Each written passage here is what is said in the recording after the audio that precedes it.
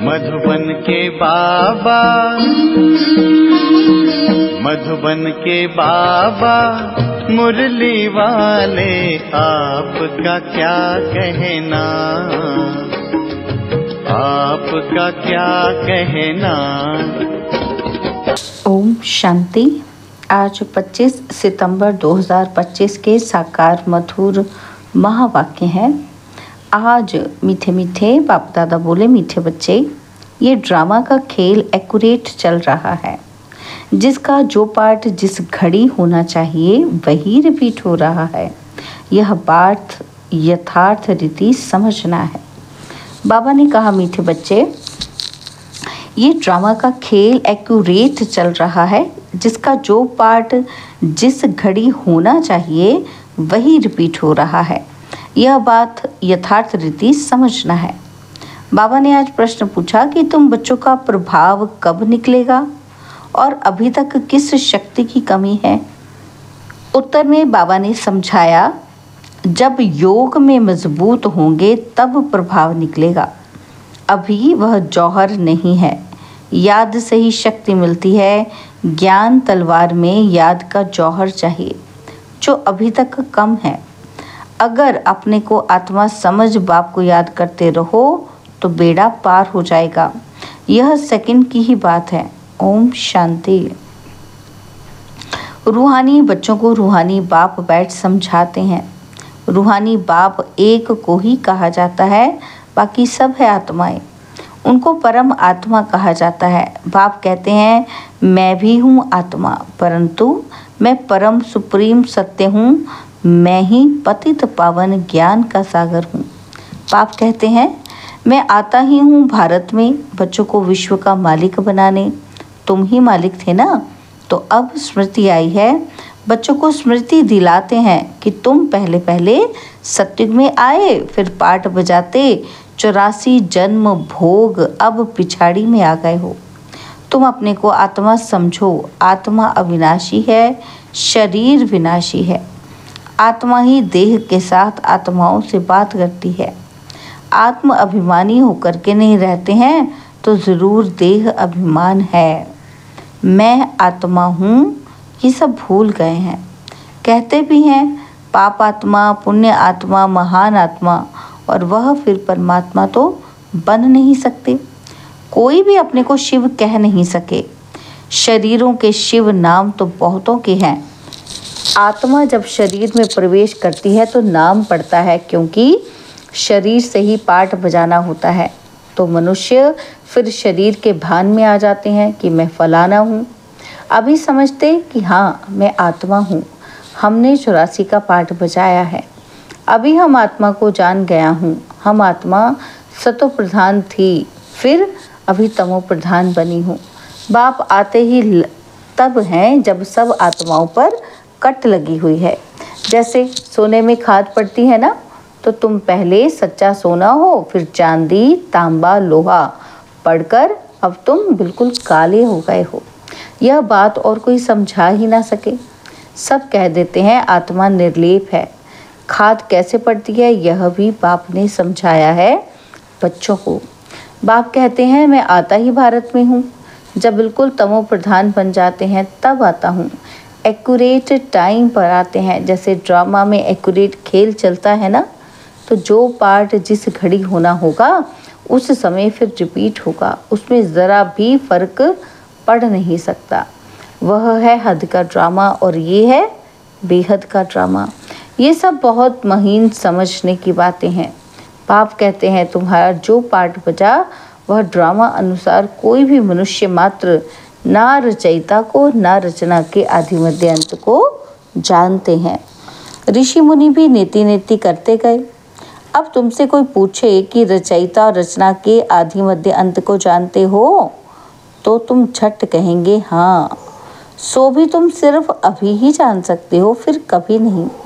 बाबा ने समझाया है, तुम ही मुझ रचयिता और रचना के आदि मध्य अंत को जानते हो। अच्छा, ये लक्ष्मी नारायण का राज्य कब होगा ये जानते होंगे? नहीं, इसमें कोई ज्ञान नहीं, ये तो वंडर है। तुम कहते हो कि हमारे में ज्ञान है, ये भी तुम समझते हो। बाप का पाठ ही एक बार का है। तुम्हारी एम ऑब्जेक्ट ही है लक्ष्मी नारायण बनने की। बन गए फिर तो पढ़ाई की दरकार नहीं रहेगी। बैरिस्टर बन गया सो बन गया। बाप जो पढ़ाने वाला है उनको याद तो करना चाहिए ना। तुमको सब सहज कर दिया है। बाबा बार बार तुम्हें कहते हैं कि पहले अपने को आत्मा समझो। मैं बाबा का हूँ। पहले तुम नास्तिक थे, अभी आस्तिक बने हो। इन लक्ष्मी नारायण ने भी आस्तिक बनकर ही ये वर्षा लिया है जो अभी तुम ले रहे हो। अभी तुम आस्तिक बन रहे हो। आस्तिक नास्तिक ये अक्षर इस समय के हैं और वहाँ ये अक्षर ही नहीं, पूछने की बात ही नहीं रह सकती। यहाँ प्रश्न उठते हैं तब तो पूछते हैं। रचता और रचना को जानते हो तो कह देते नहीं। बाप ही आकर अपना परिचय देते हैं और रचना के आदि मध्य अंत का राज समझाते हैं। बाप है बेहद का मालिक रचता। बच्चों को समझाया गया है और धर्म स्थापक भी यहाँ ज़रूर आते हैं। तुमको तो साक्षात्कार कराया था कि इब्राहिम क्राइस्ट आदि कैसे आते हैं। वह तो पिछाड़ी में जब बहुत आवाज़ निकलेगा तब आएंगे। बाप कहते हैं बच्चे, देह सहित देह के सब धर्मों को त्याग मुझे याद करो। अभी तुम सम्मुख बैठे हो। अपने को देह नहीं समझना है। मैं आत्मा हूँ। अपने को आत्मा समझ बाप को याद करते रहो तो बेड़ा पार हो जाएगा। सेकंड की बात है, मुक्ति में जाने के लिए ही भक्ति आधा कल्प करते हैं, लेकिन कोई भी आत्मा वापस जा नहीं सकती। 5000 वर्ष पहले भी बाप ने ये समझाया था, अभी भी समझाते हैं। श्री कृष्ण ये बातें समझा नहीं सकते, उनको बाप भी नहीं कहेंगे। बाप है लौकिक, अलौकिक और पारलौकिक। हद का बाप लौकिक, बेहद का बाप है पारलौकिक आत्माओं का, और एक ये है संगम युगी वंडरफुल बाप। इनको अलौकिक कहा जाता है। प्रजापिता ब्रह्मा को कोई याद नहीं करते। वह हमारा ग्रेट ग्रेट ग्रैंडफादर है। ये बुद्धि में नहीं आता है। कहते भी हैं आदिदेव एडम, परंतु कहने मात्र। मंदिरों में भी आदिदेव का चित्र है ना। तुम वहाँ जाएंगे तो समझेंगे कि ये तो हमारा यादगार है। बाबा भी बैठे हैं, हम भी बैठे हैं। यहाँ बाप चैतन्य में बैठे हैं और वहाँ जड़ चित्र रखे हैं। ऊपर में स्वर्ग भी ठीक है। जिन्होंने मंदिर देखा है वह जानते हैं कि बाबा हमको इन अब चैतन्य में राजयोग सिखा रहे हैं और फिर बाद में मंदिर बनाते हैं। यह स्मृति में आना चाहिए कि ये सब हमारे यादगार है। ये लक्ष्मी नारायण अब हम बन रहे हैं। ये बन रहे हैं। बाबा कहते थे, लक्ष्मी नारायण अब बन रहे हैं, लेकिन पहले थे और फिर सीढ़ी उतरते आए हैं। अब फिर हम घर जाकर राम राज्य में आएंगे। पीछे होता है रावण राज्य और फिर हम वाम मार्ग में चले जाते हैं। बाप कितना अच्छी रीति समझाते हैं। इस समय सभी मनुष्य मात्र पतित हैं, इसलिए पुकारते हैं, हे पतित पावन, आकर हमको पावन बनाओ। दुख हर कर सुख का रास्ता बताओ। कहते भी हैं भगवान ज़रूर कोई भी वेश में आ जाएगा। अब कुत्ते बिल्ली ठिक्कर भीतर में तो नहीं आएंगे। गाया हुआ है भाग्यशाली रथ पर आते हैं। बाप खुद कहते हैं कि मैं इस साधारण रथ में प्रवेश करता हूँ। ये अपने जन्मों को नहीं जानते हैं, तुम अभी जानते हो। इनके बहुत जन्मों के अंत में जब वानप्रस्थ अवस्था होती है तब मैं प्रवेश करता हूँ। भक्ति मार्ग में पांडवों के बहुत बड़े बड़े चित्र बनाए हैं। रंगून में बुद्ध का भी बहुत बड़ा चित्र है। इतना बड़ा कोई मनुष्य होता थोड़ी है। बच्चों को तो अब हंसी आती होगी कि रावण का चित्र कैसे बनाया है। दिन प्रतिदिन बड़ा करते जाते हैं। यह क्या चीज़ है जो हर वर्ष जलाते हैं। ऐसा कोई दुश्मन होगा? दुश्मन का ही चित्र बनाकर जलाते हैं। अच्छा, रावण कौन है, कब दुश्मन बना जो हर वर्ष जलाते आते हैं? इस दुश्मन का किसी को भी पता नहीं है। उनका अर्थ कोई बिल्कुल नहीं जानते। भाव समझाते हैं कि वह है ही रावण संप्रदाय, तुम हो राम संप्रदाय।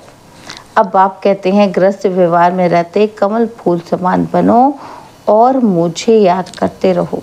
कहते हैं बाबा हंस और बगुले इकट्ठे कैसे रह सकते हैं, खिटखिट होती है। सो तो ज़रूर होगा, सहन करना पड़ेगा। इसमें बड़ी युक्तियाँ भी हैं। बाप को कहा जाता है रांझू रमज़बाज। सब उनको याद करते हैं ना। तो हे भगवान दुख हरो, रहम करो, लिबरेट करो। वो लिबरेटर बाप सबका एक ही है। तुम्हारे पास कोई भी आते हैं तो उनको अलग अलग समझाओ। कराची में एक एक को अलग अलग बैठ समझाते थे। तुम बच्चे अब योग में मजबूत हो जाएंगे तो फिर तुम्हारा प्रभाव निकलेगा।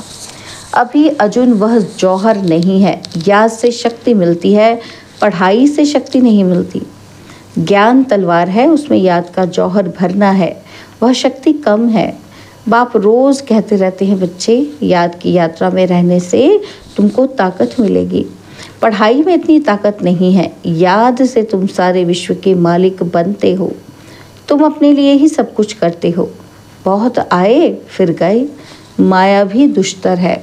बहुत नहीं आते हैं, कहते हैं ज्ञान तो बहुत अच्छा है, खुशी भी होती है, बाहर गया तो खलास, ज़रा भी ठहरने नहीं देती।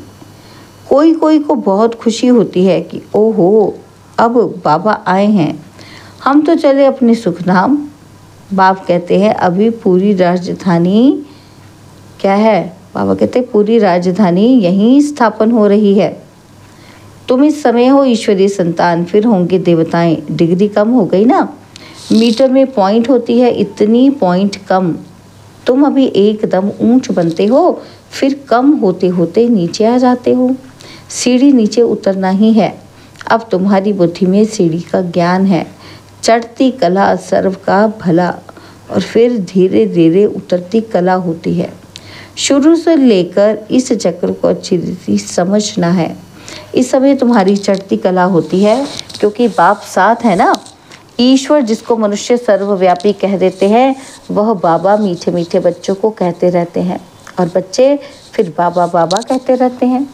बाबा हमको पढ़ाने आए हैं। आत्मा पढ़ती है, आत्मा ही कर्म करती है।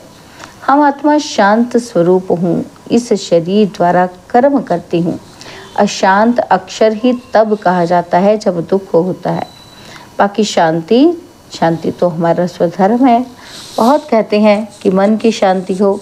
अरे आत्मा तो स्वयं शांत स्वरूप है, उसका घर ही है शांति धाम। तुम अपने को भूल गए हो, तुम तो शांति धाम के रहने वाले थे। शांति वहाँ ही मिलेगी। आजकल कहते हैं एक राज्य, एक धर्म, एक भाषा हो, one cast, one religion, one God. अब गवर्नमेंट लिखती भी है वन गॉड है, फिर सर्वव्यापी क्यों कहते हैं? वन गॉड तो कोई मानता ही नहीं है। तो अब तुमको फिर ये लिखना है। क्या लिखना है? कि लक्ष्मी नारायण का चित्र बनाते हो, ऊपर में लिख दो कि सतयुग में जब इन्हों का राज्य था तो one god one deity religion था। परंतु मनुष्य कुछ समझते ही नहीं हैं, अटेंशन ही नहीं देते। अटेंशन उनका जाएगा जो हमारे ब्राह्मण कुल का होगा, और कोई नहीं समझेंगे। इसलिए बाबा कहते हैं अलग अलग बिठाओ फिर समझाओ। फार्म भराओ तो मालूम पड़ेगा, क्योंकि कोई किसी को मारने वाला होगा, कोई किसी को। सबको इकट्ठा कैसे समझाएंगे?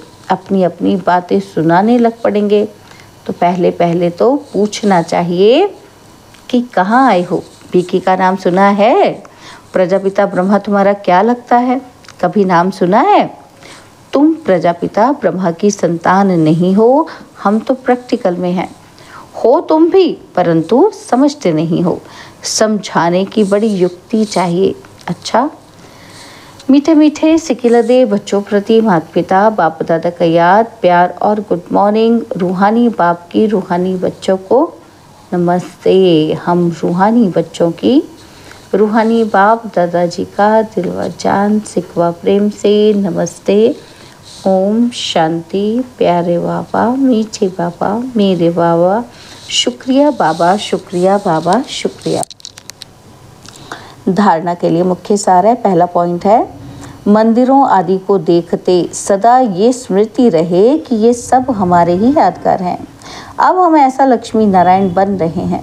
और सेकंड पॉइंट, ग्रस्त व्यवहार में रहते कमल फूल समान रहना है। हंस और बगुले साथ हैं तो बहुत युक्ति से चलना है, सहन भी करना है। बाबा ने आज हमें वरदान दिया, एकता और संतुष्टता के सर्टिफिकेट द्वारा सेवाओं में सदा सफलता मूर्त भव। एकता और संतुष्टता के सर्टिफिकेट द्वारा सेवाओं में सदा सफलता मूर्त भव। सेवाओं में सफलता मूर्त बनने के लिए 2 बातें ध्यान में रखनी है।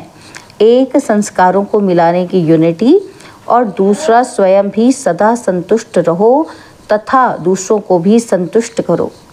सदा एक दो में स्नेह की भावना से, श्रेष्ठता की भावना से संपर्क में आओ तो ये दोनों सर्टिफिकेट मिल जाएंगे। फिर अपनी प्रैक्टिकल जीवन बाप के सूरत का दर्पण बन जाएगी और उस दर्पण में बाप जो है, जैसा है वैसा दिखाई देगा। स्लोगन, आत्म स्थिति में स्थित होकर अनेक आत्माओं को जिए दान दो तो दुआएं मिलेंगी। आत्म स्थिति में स्थित होकर अनेक आत्माओं को जिए दान दो तो दुआएं मिलेगी। बाबा के व्यक्त इशारे, अब लगन की अग्नि को प्रज्वलित कर योग को ज्वाला रूप बनाओ। बाबा कहते जैसे अग्नि में कोई भी चीज़ डालो तो नाम रूप गुण सब बदल जाता है, ऐसे जब बाप की याद की लगन की अग्नि में पड़ते हो तो परिवर्तन हो जाते हो।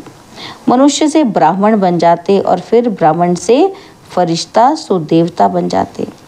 लगन की अग्नि से ऐसा परिवर्तन होता है जो अपनापन कुछ भी नहीं रहता, इसलिए याद को ही ज्वाला रूप कहा है। अच्छा, ओम शांति।